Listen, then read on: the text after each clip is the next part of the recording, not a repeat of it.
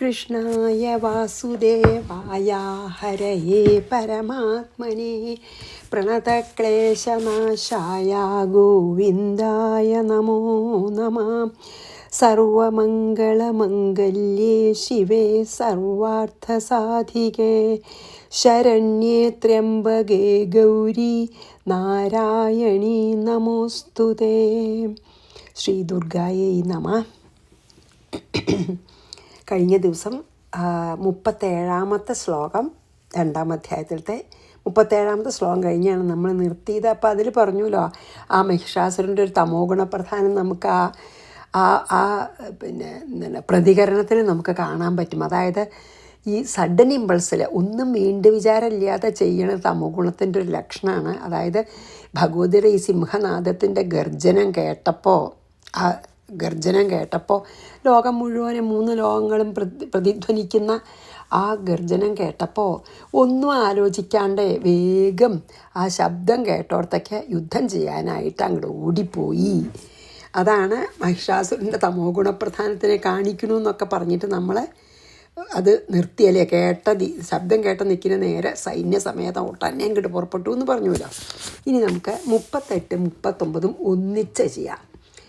സദദർശ തതോ ദേവീം വ്യാപ്തലോകത്രയം ത്വിഷാ പാദാക്രാന്ത്യാനതഭുവം കിരീടോല്ലിഖിതംബരം ക്ഷോഭിതാശേഷപാതാളം ധനുർജാനി സ്വനേന ച ദിശോ ഭുജസഹസ്രേണ സമന്താദ് വ്യാപ്യ സംസ്ഥിതം. എന്താണ് ആരെയാ കണ്ടത്? ദേവിയെ. എങ്ങനെയുള്ള ദേവിയെ കണ്ടതെന്നാണ് പറഞ്ഞ കേട്ടോ. സ തതഃ ദേവീം ദദർശ. എന്നിട്ട് ആ മഹിഷാസുരൻ ദേവിയെ ദദർശ കണ്ടു. എങ്ങനത്തെ ദേവി? ത്വിഷ വ്യാപ്ത ലോകത്രയാം. ത്വിഷാച്ച അവിടെ പ്രകാശം. ആ ദേവിയുടെ പിന്നെന്താണ് അത്ര മേലെന്ന് പറഞ്ഞില്ലേ. സൂര്യകിരണം ഭഗവാൻ കൊടുത്തു. സൂര്യരശ്മി ഓരോ രോമത്തു നിന്നും നമ്മുടെ കണ്ണ് മഞ്ഞളിക്കുന്ന തരത്തിലുള്ള പിന്നെ പ്രഭ ഇങ്ങനെ അതിന്നിങ്ങനെ എമിറ്റ് ചെയ്തുകൊണ്ടേ ഇരിക്കുകയാണ്. അത് കൊടുത്തു നമ്മൾ പറഞ്ഞില്ലേ, അത് ദിവാകരൻ കൊടുത്തു സൂര്യൻ എന്നൊക്കെ പറഞ്ഞല്ലോ. അതുകൊണ്ടാണ് എങ്ങനെയുള്ളത് ത്വിഷ ആ പ്രഭ വ്യാപ്ത ലോകത്രയാം. ആ ഭഗവതിയുടെ ശോഭ കൊണ്ട് 3 ലോകവും വ്യാപിച്ച് നിൽക്കുകയാണെന്ന് തോന്നും. ഭഗവതി തന്നെ 3 ലോകം നിറഞ്ഞു നിൽക്കുന്ന ആ ഭഗവതിയെ ലോകത്രയാം. എന്നാലോ പ്രഭ കൊണ്ട് 3 ലോകവും നിറഞ്ഞു നിൽക്കുന്ന ദേവിയെ പാദാക്രാന്ത്യാനതഭുവം ചവിട്ടുകൊണ്ട്, അതായത് തൻ്റെ കാലിൻ്റെ ശക്തി കൊണ്ട് ഭൂമിയെ താഴ്ത്തുന്നവളെ. പാദാക്രാന്ത്യാനതഭുവം. ഭുവം ച ഭൂമി ആനതാക്കുക. അതായത് ഭൂമിയെ ചവിട്ടി താത്തുന്ന അത്ര ശക്തിയോട് കൂടിയിട്ട്. അതായത് പിന്നെ ഈ പ്രഭ കൊണ്ട് 3 ലോകം വ്യാപിച്ചിരിക്കണു. കാലിൻ്റെ ചവിട്ടുകൊണ്ട് നമസ്കരിക്കപ്പെട്ട ഭൂമിയോട് ഭൂമി നമസ്കരിക്കുകയാണെന്ന് അർത്ഥം തോന്നും. അതായത് കാലിൻ്റെ അടിയിലാണ് ഭഗവാൻ ദേവിയുടെ. പിന്നെയോ കിരീടോല്ലിഖിതാംബരാം. കിരീടം കൊണ്ട് ആ ആകാശം ഇങ്ങനെ തൊടുന്നുണ്ട് എന്ന് പറഞ്ഞാൽ അത്ര 3 ലോകം വ്യാപിക്കണ്ടേ. അപ്പോൾ നമുക്ക് ആകാശം വരെയല്ലേ കാണാൻ പറ്റുള്ളൂ. അപ്പോൾ കിരീടം പിന്നെയും പോണ്ട്. ആകാശം തൊടുന്നുണ്ടെന്ന് നമുക്ക് ആകാശം വരെ കാണാൻ പറ്റുള്ളൂ അല്ലേ. ബ്രഹ്മലോകം വരെ ഒന്നും പറ്റില്ലല്ലോ. പാതാളം വരെ ഒന്നും പറ്റില്ല. നമുക്ക് ഭൂമി ആകാശം തന്നെ പറ്റുള്ളൂ. അപ്പോൾ അതുവരെ പിന്നെ എന്താണ് വ്യാപിച്ചിരിക്കേണ്ട. പിന്നെന്താ അറിയോ, കിരീടോല്ലിഖിതാംബരം എന്ന് പറഞ്ഞാൽ വേറൊന്നും ആവാട്ട്. വേണമെങ്കിൽ കിരീടം കൊണ്ട് സ്പർശിക്കുന്നുണ്ടെന്നും ആവാം. പിന്നെ ഈ തലമുടിയുടെ അഗ്രം കൊണ്ട്, തലമുടിയൊക്കെ ഇങ്ങനെ നീണ്ടു നിവർന്ന് കിടക്കുകയാണ്, അതുകൊണ്ടും മറ്റേ ഭാഗത്ത് മുഴുവനും വ്യാപിച്ച പോലെ എന്നൊക്കെ പറയാം. പിന്നെയോ ധനുർജാനി സ്വനേന ച. ഈ എന്താ പറയുക, വില്ലിൻ്റെ ഞാണൊലി ശബ്ദം ഉണ്ടാക്കുന്നുണ്ടേ. ആ ശബ്ദം കൊണ്ട് എന്താണ് ക്ഷോഭിതാശേഷ പാതാളം. അധോലോകങ്ങൾ മുഴുവൻ ഇളകി മറിഞ്ഞിരിക്കണു. അതായത് ഭഗവതിയുടെ വില്ലിൻ്റെ ഞാണൊലി കേട്ടിട്ടേ അസുരന്മാർ താമസിക്കുന്ന താഴത്തുള്ള ഭൂമികൾ അല്ലേ, അധോലോകങ്ങൾ, അതലം സുതലം വിതലം തലാതലം അല്ലേ, അപാതാളം, ആ അധോലോകങ്ങളൊക്കെ അങ്ങനെ ഇളക്കപ്പെട്ടു, വിറകൊള്ളിച്ചു. അധോലോകങ്ങളെയൊക്കെ ഭഗവതിയുടെ ഈ വില്ലിൻ്റെ ഞാണൊലി വിറകൊള്ളിച്ചു. പിന്നെയോ ഭുജസഹസ്രേണ ദിശ സമന്താത് വ്യാപ്യ സംസ്ഥിതാം. പിന്നെയോ അനേകം കൈകളാൽ, പറഞ്ഞില്ലേ 18 കയ്യിൽ, പ്രധാനമായിട്ടുള്ള 18 കയ്യിൽ ആഭരണമുണ്ട്, പക്ഷേ സഹസ്ര ഭുജണ്ട പറഞ്ഞുല്ലോ. അപ്പോൾ അനേകം കൈകളാൽ 10 ദിക്കുകളെയും, ഏതാ 10 ദിക്കുകളെയും വ്യാപിച്ചു എന്ന് പറഞ്ഞാൽ എന്താ അറിയോ? 4 കിഴക്ക് വടക്ക് പടിഞ്ഞാറ് തെക്ക്, അത് ആ 4 നിൽക്കുക. പിന്നെ ഈ 4 കോണുകൾ അല്ലേ, ഈ എന്താണ് പിന്നെ കിഴക്ക് തെക്കും, തെക്ക് പടിഞ്ഞാറും, പടിഞ്ഞാറ് വടക്കും, വടക്ക് കിഴക്കും, 4 കോണുകളുണ്ടല്ലോ. അതപ്പം 4 4 8ആയി. പിന്നെ മോളും താഴത്തും, അതാണ് 10 ദിക്ക പറഞ്ഞ്. അപ്പോൾ ഈ അനേകം കൈകളുകൊണ്ട് 10 ദിക്കുകളെയും വ്യാപിച്ചിരിക്കുന്നു. അങ്ങനത്തെ ദേവിയാണ് കണ്ടത്. ആ ദേവിയുടെ ഡിസ്ക്രിപ്ഷനാണ് സതത ദേവീം ദദർശ. അങ്ങനത്തെ ദേവിയെ കണ്ടു. പിന്നുള്ളത് മുഴുവൻ എങ്ങനത്തെ ദേവി എന്നാണ് പറഞ്ഞത്. എങ്ങനത്തെ ദേവിയാ? പ്രഭ കൊണ്ട് 3 ലോകങ്ങളും വ്യാപിച്ചവളും, കാൽച്ച വിട്ടുകൊണ്ട് നമസ്കരിക്കപ്പെട്ട ഭൂമിയോടും, കിരീടം കൊണ്ട് സ്പർശിക്കപ്പെട്ട ആകാശത്തോടും, വില്ലിൻ്റെ ഞാണൊലി കൊണ്ട് വിറകൊള്ളിപ്പിക്കുന്ന അധോലോകങ്ങളെ ഉടം കൂടിയ ദേവി, അനേകം കൈകളാൽ 10 ദിക്കിലും വ്യാപിച്ചു കിടക്കുന്ന കൈകളാൽ ഇരിക്കുന്ന ദേവിയെ ഈ മഹിഷാസുരൻ കണ്ടു എന്നാണ് 38-ലും 39-ലും കൂടി പറഞ്ഞത്. ഇനിയുള്ളതൊക്കെ യുദ്ധം കേട്ടോ, അത് വെറുതെ വായിച്ചു പോയി വേണ്ടു. സദർശ തതോ ദേവീം വ്യാപ്തലോകത്രയം ത്വിഷാ പാദാക്രാന്ത്യാനതഭുവം കിരീടോല്ലിഖിതംബരം ക്ഷോഭിതാശേഷപാതാളം ധനുർജാനി സ്വനേന ച ദിശോ ഭുജസഹസ്രേണ സമന്താദ്വ്യാപ്യ സംസ്ഥിതം. അതിൻ്റെ അർത്ഥം എന്താ വെച്ചാൽ അത്ര മഹത്താണ്, ദേവിയുടെ മഹാത്മ്യമാണ് നമ്മളിത് കാണുന്നത്. ലോകം മുഴുവൻ നിറങ്ങി നിൽക്കുന്ന ശക്തി തന്നെയാണ്. ഇനി 40. തഥ പ്രവവൃതേ യുദ്ധം തയാ ദേവ്യാസുരദ്വിഷം ശസ്ത്രാസ്ത്രൈർബഹുധാ മുക്തൈരാദീപിത ദിഗന്ധരം. തതഃ അതിനുശേഷം സുരദ്വിഷാം തയാ ദേവ്യ, അസുരന്മാരെ, സുരദ്വേഷികളാരാ? സുരന്മാരെ പറഞ്ഞാൽ ദേവന്മാരുടെ ദ്വേഷികൾ അസുരന്മാർ, അതാണ് സുരദ്വിഷം. അതിനുശേഷം ഈ അസുരന്മാർ തയാ ദേവ്യ, ആ ദേവിയോട്, തയാ ദേവ്യ സഹ, ആ ദേവിയോട് യുദ്ധം പ്രവവൃതേ, യുദ്ധം ആരംഭിച്ചു. എങ്ങനെയുള്ള യുദ്ധം? ബഹുധാ മുക്തൈഹി ശസ്ത്രാസ്ത്രൈഹി ആദീപിത ദിഗന്ധരം. ബഹുധാച്ച എന്താ? പല തരത്തിലുള്ള, മുക്തൈഹി ശസ്ത്രാതെ കയ്യിൽ നിന്ന് വിട്ടിട്ടുള്ള, അതായത് പലതരത്തിൽ തൊടുത്ത് വിട്ട അസ്ത്രങ്ങൾ കൊണ്ടും ശസ്ത്രങ്ങൾ കൊണ്ടും, അതായത് അങ്ങോട്ടും ഇങ്ങോട്ടും അയക്കണ ശസ്ത്രങ്ങളും തടുക്കണ ഇതും എല്ലാം കൂടിയിട്ട് ആകാശം മുഴുവൻ പ്രകാശപൂർണം.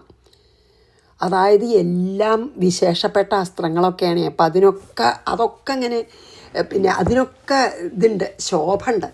അപ്പോൾ ഓരോ അസ്ത്രങ്ങൾ അങ്ങോട്ട് പോണത് ഇങ്ങോട്ട് പോണത്, അങ്ങനെ ഈ ആകാശം മുഴുവൻ, അതാണ് ദിഗന്ധരം. ആ 10 ദിക്കുകൾ അടങ്ങുന്ന ആകാശം മുഴുവൻ പ്രകാശമാനമായി അങ്ങോട്ടും ഇങ്ങോട്ടും തൊടുത്ത് വിട്ട അസ്ത്രങ്ങളുടെ പ്രകാശം കാരണം അത്ര ഭയങ്കര ആയിട്ടുള്ള യുദ്ധം തുടങ്ങി എന്നാണ് പറഞ്ഞത്. അവർ വെച്ചാൽ ഓഫ് കോഴ്സ് അസുരന്മാർ അങ്ങോട്ടും ദേവി ഇങ്ങോട്ടും അയക്കണ അസ്ത്രങ്ങളുടെ പലതരത്തിലുള്ള അസ്ത്രങ്ങളാണ് തൊടുത്ത് വിടുന്നത് അങ്ങോട്ടും ഇങ്ങോട്ടും. അതുകൊണ്ട് ആ ദിക്കുകളൊക്കെ പ്രകാശപൂർണമായി തീർന്നു. തഥ പ്രവവൃതേ യുദ്ധം തയാ ദേവ്യാസുരദ്വിഷം ശസ്ത്രാസ്ത്രൈ ബഹുധാ മുക്തൈ ആദീപിത ദിഗന്ധരം. ഇപ്പം ഇവിടെ ശരിക്കും എന്താ വെച്ചാൽ ഇതിൻ്റെ സിംബോളിസം എന്താ വെച്ചാൽ നമ്മുടെ മനസ്സിൽ തന്നെ നല്ല ചിന്തകളും ചീത്ത ചിന്തകളും. അപ്പം നമ്മുടെ ഇവിടെ മനസ്സിൻ്റെ ശത്രുക്കളാരാ? കാമക്രോധ ലോഭ മത മോഹ മാത്സര്യം. ആ ശത്രുക്കൾ നമ്മളെ നേരെ എപ്പോഴും ആക്രമിച്ചു കൊണ്ടിരിക്കുന്നുണ്ട്. നമ്മൾ അതിനെ തടുക്കാൻ നോക്കുന്നുണ്ട്. എന്താ? നല്ല ഗുണങ്ങളെ കൊണ്ട്. അപ്പോൾ എപ്പോഴും മനസ്സും ഇതുപോലെ ശബ്ദായമാനാവുകയാണേ. അപ്പോൾ നമ്മൾ ഈ ശത്രുക്കളെ അടക്കണ വരെ നമ്മുടെ മനസ്സ് ഇങ്ങനെ തുള്ളിക്കൊണ്ടിരിക്കും, അല്ലെങ്കിൽ ചലിച്ചുകൊണ്ടിരിക്കും. ഇപ്പം ഇവിടെ നമ്മൾ പറഞ്ഞില്ലേ, ഈ പലതരത്തിലുള്ള ശസ്ത്രങ്ങൾ കൊണ്ടും വസ്ത്രങ്ങൾ കൊണ്ടും ആകാശം മുഴുവൻ പ്രകാശപൂർണ്ണമായിട്ടുള്ള ഭയങ്കര അതുപോലെയാണ് നമ്മുടെ മനസ്സ്. എപ്പോൾ? കാമക്രോധ ലോഭ മതമോഹ മാത്സര്യങ്ങളാകുന്ന ശത്രുക്കൾ നമ്മളെ ആക്രമിക്കുമ്പോൾ നമ്മുടെ ഉള്ളിലത്തെ നന്മകളൊക്കെ അങ്ങോട്ട് ആക്രമിക്കാൻ നോക്കും. അങ്ങനെ അതിങ്ങനെ ആ യുദ്ധം നടന്നുകൊണ്ടിരിക്കുമ്പോൾ നമുക്ക് വളരെ അലോസരാണ്, അല്ലെങ്കിൽ ഒരു സമാധാനമില്ല. അതാണ് മനസ്സിൻ്റെ ഒരു ഇതും കൂടിയും കാണിക്കുന്നുണ്ട് കേട്ടോ ഇവിടെ. ഈ 41 മഹിഷാസുരസേനാനി ചിക്ഷുരാഖ്യോ മഹാസുര യുയുധേ ചാമരശ്ചാന്യശ്ചതുരംഗ ബലാന്വിത 41 മഹിഷാസുരസേനാനി ചിക്ഷുരാഖ്യ മഹാസുര. അതായത് മഹിഷാസുരൻ്റെ സൈന്യത്തിലത്തെ ഒരു പ്രധാനി, വൺ ഓഫ് ദ പ്രധാനി, നല്ല പ്രധാനപ്പെട്ട ഒരാളാണ് ചിക്ഷുരൻ എന്ന പേര്. ചിക്ഷുരൻ എന്ന് പ്രസിദ്ധിയുള്ള ഒരസുരൻ യുയുധേ ഭഗവതിയുമായി യുദ്ധം ചെയ്തു. ആദ്യം ചിക്ഷുരൻ്റെ പറയണം, നേരെ മഹിഷാസുരൻ്റെ അല്ല. മഹിഷാസുരൻ്റെ സൈന്യത്തിലത്തെ ഒരു പ്രധാന പേര് കേട്ട ഒരു അസുരനാണ് ചിക്ഷുരൻ. ആ ചിക്ഷുരൻ എന്നുള്ള സേനാനായകനാണ് ആദ്യം ഭഗവതിയോട് യുദ്ധം ചെയ്തത് എന്നാണ് പറഞ്ഞത്. ആദ്യം അന്യഹ ചാമരഹ പിന്നെ ചാമരൻ എന്ന പേരായ വേറൊരു അസുരനും യുദ്ധം ചെയ്തു. ചതുരംഗബലാന്വിത ചാമരനെ എങ്ങനെയാണ് വന്ന? ചതുരംഗ സേനയോടെ. ചതുരംഗ എന്തൊക്കെ? ആന, തേര, കുതിര, കാലാളാണ് 4 ആന, തേര, കുതിര, കാലാള്. അങ്ങനെയുള്ള ചതുരംഗ സേനയോട് കൂടിയിട്ടാണ് ഈ ചാമരൻ വന്നത്. അപ്പോൾ ഇപ്പോൾ ഇതിൽ 2 ആളാണ്, ചിക്ഷുരനും ചാമരനും. 2 വലിയ സേനാനായകന്മാരെന്ന് വെച്ചാൽ മതി. ഇപ്പോൾ നമ്മളിപ്പോൾ നമ്മുടെ മനസ്സിൻ്റെ ശത്രുക്കളെ എടുക്കുകയാണെങ്കിൽ അതിൽ ഏറ്റവും ശക്തിയുള്ളത് ക്രോധവും കാമവും ഒക്കെയാണ് അല്ലേ, അല്ലെങ്കിൽ രാഗവും ദേഷവും അങ്ങനെയുള്ളൊരു വന്നു നമ്മൾ കണക്കാക്കാം. മഹിഷാസുരസേനാനി ചിക്ഷുരാഖ്യോ മഹാസുര യുയുധേ ചാമരശ്ചാന്യശ്ചതുരംഗബലാന്വിത. അവരെയൊക്കെ ജയിക്കാൻ വലിയ വിഷമാണ്. ദേവിക്ക് പറ്റും, അപ്പം നമുക്കും അതെ. അവരെ ജയിക്കണമെങ്കിൽ ദേവിയുടെ അനുഗ്രഹം തന്നെ വേണം. അപ്പം ഈ രജോ ഗുണപ്രധാനിയായിട്ടുള്ള മഹാലക്ഷ്മിയെ വിചാരിക്കണമെന്ന് പറയണത് അതുകൊണ്ടാണ്. ഈ ശത്രുക്കളെ കൊന്നിട്ട് മനസ്സിനെ ശുദ്ധാക്കണം. അതുകൊണ്ടാണ് 2ാമത് മഹാലക്ഷ്മിയെ ജനിച്ചു പറഞ്ഞില്ലേ. അപ്പോൾ ഈ രജോ ഗുണപ്രധാനമാണെന്ന് പറയാൻ, രജോ ഗുണമാണ് സ്വീകരിച്ചത്. അതായത് ഭഗവതിയുടെ തന്നെ രാജസിക് ആസ്പെക്റ്റാണെന്ന് പറഞ്ഞുവല്ലോ. അതെന്താ കാരണം വെച്ചാൽ നമ്മുടെ ഈ അസുരന്മാരായിട്ടുള്ള ശത്രുക്കളെ മുഴുവൻ കൊന്ന്, മനസ്സിൻ്റെ ശത്രുക്കളെ കൊന്ന് മനസ്സിനെ ശുദ്ധീകരിക്കലാണ് മഹാലക്ഷ്മിക്ക് പണി. അപ്പോൾ ഇവിടെ നമുക്ക് ദേവി തന്നെ വേണം നമുക്ക് നമ്മുടെ മനസ്സിൻ്റെ ശത്രുക്കളെ അകറ്റാൻ. ഇതുപോലെ രഥാനാമയുധൈഃ ഷഡ്ഭിരുദഗ്രാഖ്യോ മഹാസുര അയുധ്യതായുധാനാം ച സഹസ്രേണ മഹാഹനു.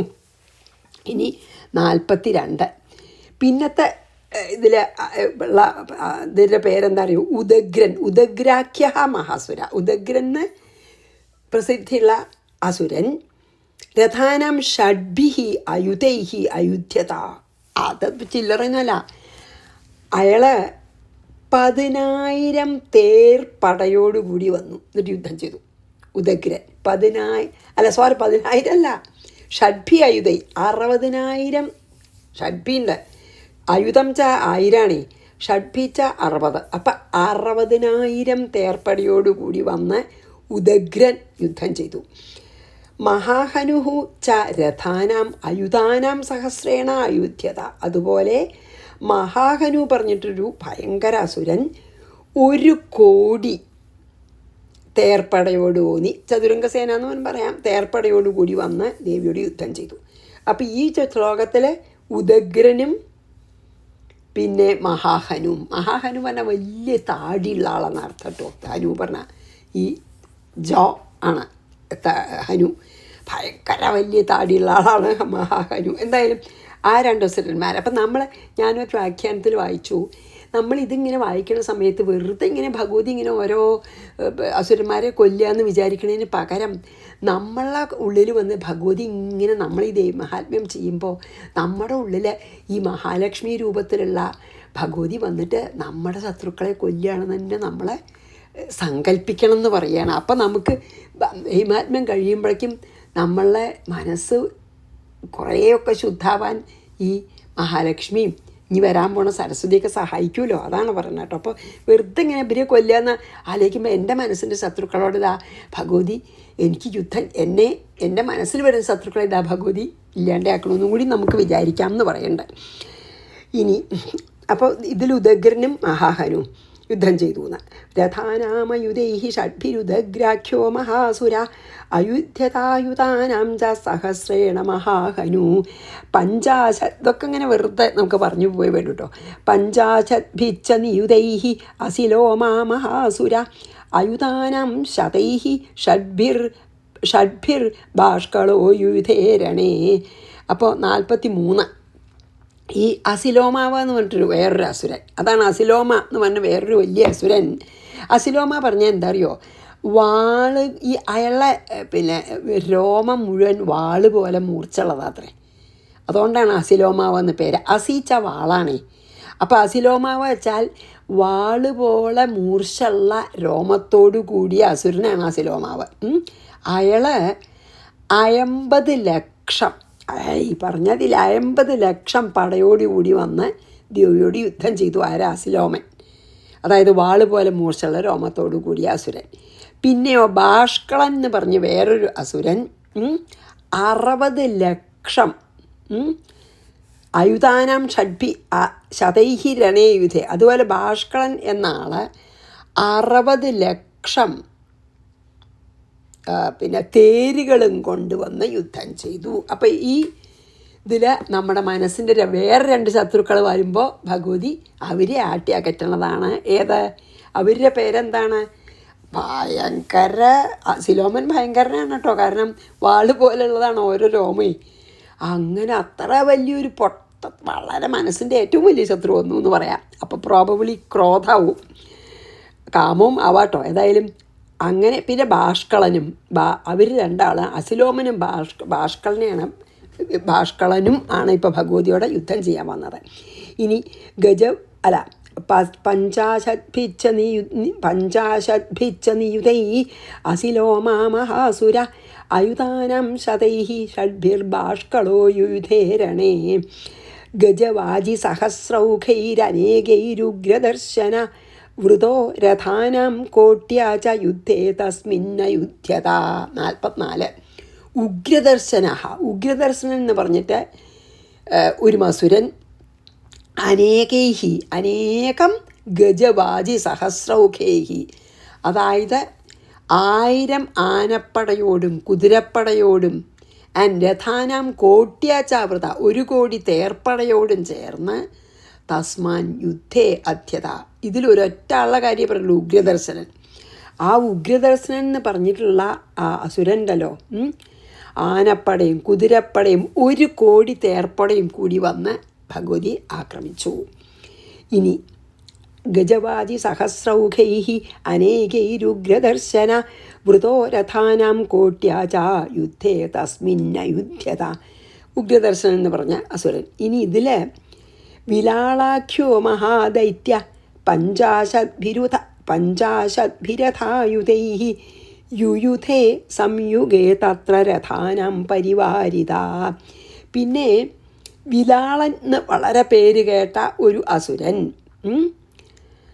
5 ലക്ഷം തേർപ്പടയും കൊണ്ട് യുദ്ധത്തിന് പോന്നു. ഈ വിലാളൻ എന്ന് പറഞ്ഞാൽ എന്താ അറിയോ? വിലാളൻ എന്ന് പറഞ്ഞാൽ ബിലാളൻ എന്നും പറയാം. അതായത് എന്താ വെച്ചാൽ ഈ ബിലാളൻ പൂച്ച എന്നുള്ളൊരു, അപ്പോൾ പൂച്ചക്കണ്ണൻ എന്ന് വേണമെങ്കിൽ പറയാമെന്ന് പറയുന്നുണ്ട് ഒരിതിൽ. അതുകൊണ്ടാണ് അയാൾക്ക് ബിലാളെന്ന് പേര് ഉണ്ടാവാൻ കാരണം എന്ന് പറയുന്നുണ്ട്. വിലാളാഖ്യ, അതാണ്. അതെ. അപ്പോൾ വിലാളാഖ്യൻ എന്ന് പറഞ്ഞിട്ട്, അല്ലെങ്കിൽ വിലാളൻ എന്ന് പറഞ്ഞ ആഖ്യ പറഞ്ഞാൽ പ്രസിദ്ധിയുള്ളത്. പ്രസിദ്ധിയുള്ളൊരു വേറൊരു അസുരൻ 5 ലക്ഷം തേർപ്പടയോടുകൂടി ദേവിയോട് യുദ്ധം ചെയ്തു എന്നാണ് പറഞ്ഞത്. അയാളെ പിന്നെ എന്താണ് തത്ര സംയുഗേ യുദ്ധേ പറഞ്ഞാൽ യുദ്ധത്തിൽ പങ്കുചേർന്നു എന്ന്. ധാരാളം രഥവും ഒരുപാട് കുതിരയൊക്കെ ആയിട്ടാണ് കേട്ടോ വരുന്നത് എല്ലാവരും.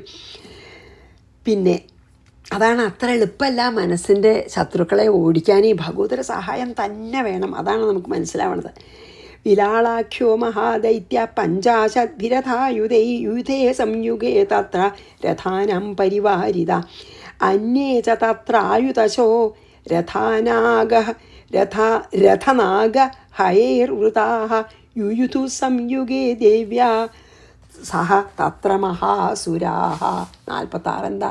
അന്യേച മഹാസുരാഃ ആയുധശഃ, അനേകായിരം അല്ലെങ്കിൽ 10,000 വീതം മറ്റസുരന്മാരും രഥനാഗഹയൈർവൃതാഃ തേര, ആന, കുതിര എന്നിവയാൽ ചുറ്റപ്പെട്ടുകൊണ്ട് തത്ര സംയുഗേ ദേവ്യാ സഹായുധു യുദ്ധത്തിൽ ദേവിയോട് പൊരുതി എന്ന് പറഞ്ഞാൽ നമുക്ക് പറയാൻ പറ്റാത്ത അത്ര അല്ലെങ്കിൽ എണ്ണാൻ പറ്റാത്ത അത്ര ശത്രുക്കൾ വന്ന് ദേവിയോട് പൊരുതി.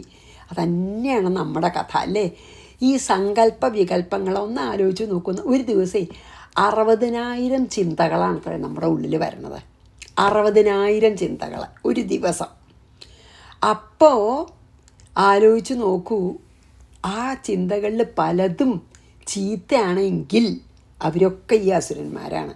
അതുകൊണ്ടാണ് ഇവിടെ പറഞ്ഞറിയിക്കാൻ പറ്റാത്ത അത്രേ എന്ന് പറയണ പോലെയാണ്. അതായത് എത്രയോ അസുരന്മാർ ഇതുപോലെ ആനയും തേരും കുതിരയായിട്ട് ശക്തിയുള്ള അസുരന്മാർ വന്ന് യുദ്ധം ചെയ്തു ദേവിയോടെ പറഞ്ഞു വെച്ചാൽ എന്താ, നമ്മുടെ മനസ്സിൽ വേണ്ടാത്ത ചിന്തകൾ എന്ത് വരുന്നതിനെ നമുക്ക് ശത്രുവായിട്ട് കരുതാം. ഏത് വേണ്ടാത്ത ചിന്തയും കാമക്രോധ ലോഭമത മോഹമാത്സര്യത്തിൽ നിന്ന് ഉണ്ടാവണതാണ്. അപ്പോൾ ഒരു ദിവസം 60,000 ചിന്ത നമ്മുടെ ഇതിലുണ്ടാവും. ഇത്ര സങ്കല്പ വികല്പം. അതായത് ഒരു ചിന്ത വരും, അത് എത്ര 7 സെക്കൻഡൊക്കെ എത്ര നിൽക്കുള്ളൂ സാധാരണ നിലയ്ക്ക്. ചിലപ്പോൾ നമ്മൾ അതിനെ കൂടുതൽ ചിന്തിക്കാൻ തുടങ്ങിയാൽ അത് ആവും. പക്ഷെ സാധാരണ നിലയ്ക്ക് ഒരു ചിന്ത വരും, കുറച്ച് വേറൊരു ചിന്ത വരും, അങ്ങനെയാണ് പറയാം. അപ്പോൾ 60,000 ചിന്ത എന്നൊക്കെയാണ് ഈ പലരും ഇതിലൊക്കെ ഞാൻ വായിച്ചത് കേട്ടോ. അപ്പോൾ അതിൻ്റെ അർത്ഥം ഇവിടെ പറയണത് തന്നെയാണ്. പറഞ്ഞറിയിക്കാൻ വയ്യ അത്ര അസുരന്മാർ വന്ന് ദേവിയോട് യുദ്ധം ചെയ്തു എന്നാണ് അപ്പോൾ ഇതിൽ പറഞ്ഞത് കേട്ടോ. 46 അന്യേ ച തത്രായുധശോ രഥനാഗഹയൈർവൃതാഃ യുയുധു സംയുഗേ ദേവ്യാ സഹ തത്ര മഹാസുരാഃ. അനവധി അസുരന്മാർ രഥങ്ങളും ആനകളും കുതിരകളാലും ചുറ്റപ്പെട്ട് ദേവിയെ ആക്രമിച്ചു കൊണ്ടേയിരിക്കുകയാണ് കേട്ടോ. അതാണ് പറഞ്ഞത്. 47 എപ്പോഴും നമുക്ക് കമ്പയർ ചെയ്യാം. അപ്പോൾ നമ്മളെയൊക്കെ തന്നെ മനസ്സിലാവും ദേവി നമ്മൾ ആശ്രയിക്കുമ്പോൾ ദേവി നമ്മുടെ എല്ലാ നെഗറ്റിവിറ്റിയും മാറ്റുന്നേ. കോടി സഹസ്രൈസ്തു രഥാനാം ദന്തിനം തഥാ ഹയാനാം ച വൃതോ യുദ്ധേ തത്രാഭൂൻ മഹിഷാസുര. പിന്നെ ഇനിയിപ്പോൾ മഹിഷാസുരൻ തന്നെ ഇതാ വരുന്നു. എന്താ? തത്ര യുദ്ധേ മഹിഷാസുര. ആ യുദ്ധത്തിൽ മഹിഷാസുരനും എങ്ങനെ കോടി സഹസ്രൈഹി രഥാനാം ദന്തിനാം തഥാ ഹയാനാം ച അനേകം കോടി രഥങ്ങളും ആനപ്പട, ദന്തിച്ചാനയാണല്ലോ, ആനപ്പടയും ഹയാനാം കുതിരപ്പടയും എന്നിവയാൽ വൃത ചുറ്റപ്പെട്ടവനായിട്ട് വന്നെത്തി. മഹിഷാസുരൻ വന്നെത്തിയ കഥ പറയണം. കോടി സഹസ്രം എന്ന് പറഞ്ഞാൽ എത്ര അറിയോ? കോടി ടൈംസ് കോടി ടൈംസ് 1000, അതായത് 10⁻15 മാത്തിൽ പറയുകച്ചാൽ. എന്നുവെച്ചാൽ കോടി പറഞ്ഞാലേ 1 6 0 അപ്പോൾ കോടി ടൈംസ് കോടി ആയാൽ 1 12 0. പിന്നെ 1000 ആയാൽ 3 0 കൂടിയല്ലേ. അപ്പോൾ 1 15 0 എന്ന് പറയാം. 1 15 0 എന്താ? രഥങ്ങളും ആനപ്പടയും കുതിരപ്പടയും. ഈ ഇത്രയും ആനപ്പടയോടും കുതിരപ്പടയോടും പിന്നെ എന്താണ് രഥപ്പടയോടും ചുറ്റപ്പെട്ടുകൊണ്ട് ആര്? മഹിഷാസുരൻ ദേവിയോട് യുദ്ധം ചെയ്യാനായി വന്നെത്തി സന്നദ്ധനായി എത്തി എന്നാണ് 47 പറയണത് കേട്ടോ. കോടി കോടി മഹിഷാസുരൻ വന്നു. ബാക്കിയുള്ളവരെയൊക്കെ വേഗം ദേവി പിന്നെ എന്താ വധിച്ചിട്ടുണ്ടാവും. അതുകൊണ്ടാണ് മഹിഷാസുരൻ മുമ്പിലേക്ക് വന്നത്. അതാണ് ഏറ്റവും ശക്തിയുള്ള നമ്മുടെ ശത്രു അല്ലേ. കോടി കോടി സഹസ്രൈസ്തു രഥാനാം ദന്തിനം തഥാ ഹയാനാം ച വൃതോ യുദ്ധേ തത്രാഭൂൻ മഹിഷാസുര. നമ്മൾ നമ്മുടെ മനസ്സായിട്ട് സങ്കല്പിച്ചിട്ടില്ലെങ്കിൽ ഇത് വെറൊരു യുദ്ധമാണ്. അപ്പം നമുക്കിങ്ങനെ യുദ്ധത്തിൽ അങ്ങനെ ചെയ്തു ഇങ്ങോട്ട് ചെയ്തു പറയുമ്പോൾ നമുക്കൊരു ഒരു ഒരു ഒരു രസം തോന്നില്ല. പക്ഷേ ഇത് നമ്മുടെ മനസ്സിൽ തന്നെ നടക്കണതാണ് എന്ന് വിചാരിക്കുമ്പോൾ ശരിക്കും നമ്മൾ ഭഗവതിയെ ആശ്രയിച്ചാൽ നമ്മളുടെ മനസ്സിൽ വരുന്ന എല്ലാ അശുഭചിന്തകളെയും ഭഗവതി ഇങ്ങനെ ടക്ക് ടക്ക് ടക്ക് എന്ന് പറഞ്ഞ് മാറ്റും എന്നൊക്കെ നമുക്ക് വിചാരിക്കാം. സോ ദാറ്റ് മേക്സ് ദൈവമഹാത്മ്യം മോർ ഇൻട്രസ്റ്റിംഗ്. അല്ലെങ്കിൽ എന്താ അറിയോ, കുറേ യുദ്ധമാണ്. അപ്പോൾ നമ്മൾ ഈ യുദ്ധം എന്ന് വിചാരിക്കുമ്പോൾ നമുക്ക് മനസ്സിനൊരു സുഖമില്ലല്ലോ. അപ്പോൾ അത് യുദ്ധമല്ല, ശരിക്കും നമ്മുടെ നെഗറ്റിവിറ്റി കളയുകയാണ് ഭഗവതി. ഇന്നും കൂടി ആലോചിക്കുമ്പോൾ അതിനൊരു രസം വരുന്നുള്ളൂ. അപ്പോൾ ഇനി നോക്കട്ടെ, കഴിഞ്ഞു സമയമായി ഉണ്ടാവും.